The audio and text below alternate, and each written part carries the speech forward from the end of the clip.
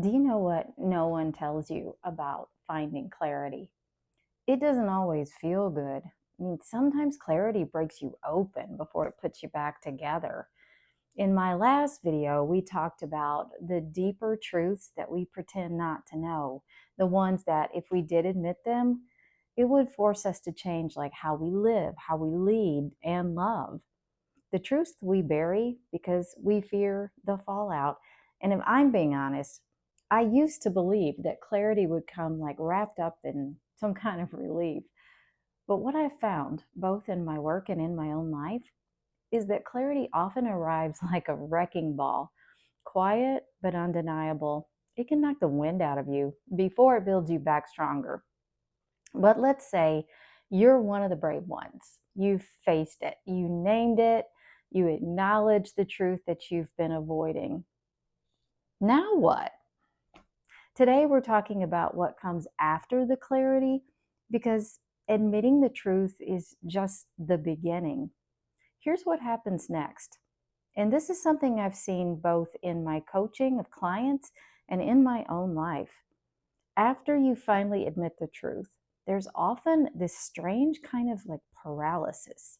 You know the relationship isn't working, you know the career is misaligned, you know the life that you've built doesn't match the life that you want.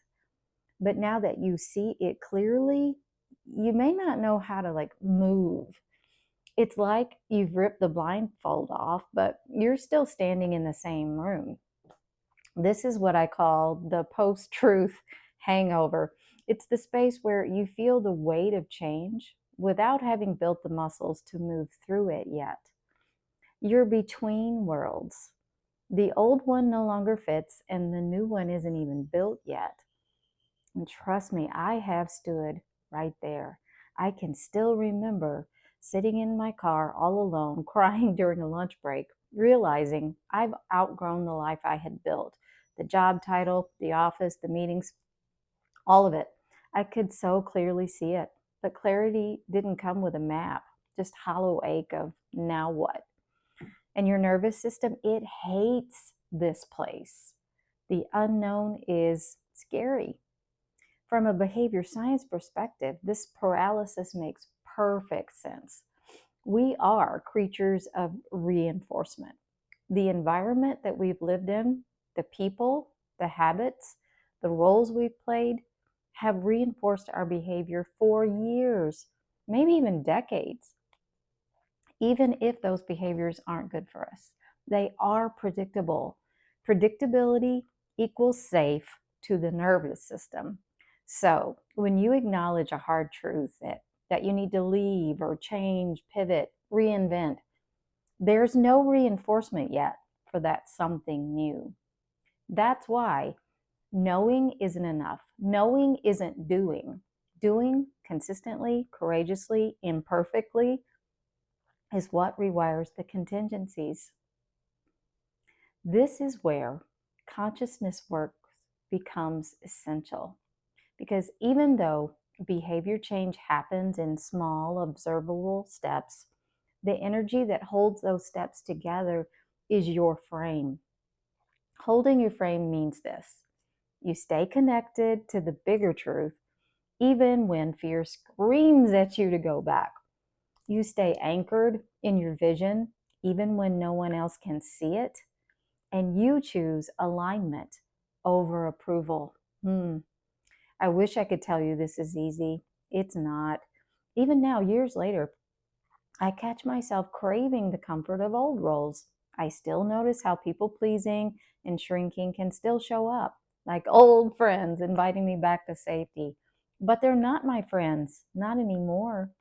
Consciousness work is how you notice the seduction and still choose differently. So let's dive into now what? So, what do you do? What do you do after the truth breaks you open? You don't need a 10-year plan. You need a single step in alignment. One new behavior that honors what you know to be true. So, if you've realized you've been overworking to earn worthiness, start by reclaiming your mornings or part of your morning. If you'd admitted that a relationship is misaligned, Start by having one boundary setting conversation. If you've realized that your leadership isn't aligned with your values, start by shifting how you lead your next meeting, not the entire organization. Behavior science calls this shaping, successive approximation toward a desired behavior. You don't have to lead, you're going to build. And you anchor those changes with conscious practices. Reflect, journal, visualize. Surround yourself with environments that reinforce who you are becoming. I've lived this. Years ago, I realized the career I built, decades in education, leadership, administration, just wasn't aligned with who I'd become. Now, don't get me wrong, I dearly loved the people that I worked with, and I loved all the students and their families. They taught me so much, and I owe them a great deal. But it was time to just close that chapter of my life and evolve. Many of my clients talk about how hard it is to leave that role. They're so comfortable with that title that they can point to, that predictable paycheck, even though they're disappearing, though, on the inside. For me, the truth wasn't pretty. Honestly, it was kind of terrifying. And I didn't quit overnight. I started by reclaiming parts of my morning. I started by writing again. I started asking better questions of myself. And little by little, I changed my behaviors. Little by little, my behaviors reinforced a new identity. And here's the part people don't always tell you. It wasn't always glamorous, not at all. There were mornings that I sat in my car crying because I didn't know how to build the next chapter. But eventually, the small steps kind of stitched themselves together into a path forward. And that is why I'm sitting here with you now, doing work that feels aligned. Not because I had all the answers, but because I had the courage to stay in motion after the truth found me. So here's my question for you. What's the truth you have finally admitted? And what's one small step that you can take this week to honor that? Leave me a comment below. I read every one. And if this resonates, subscribe to Tales from the Inside for more conversations about how we lead, change, and become from the inside out. Next time, we'll talk about what to do when your environment doesn't support your change and how to build one that does. Until then, stay grounded, stay aligned, and remember, performance without soul is just another mask. You're ready for something real.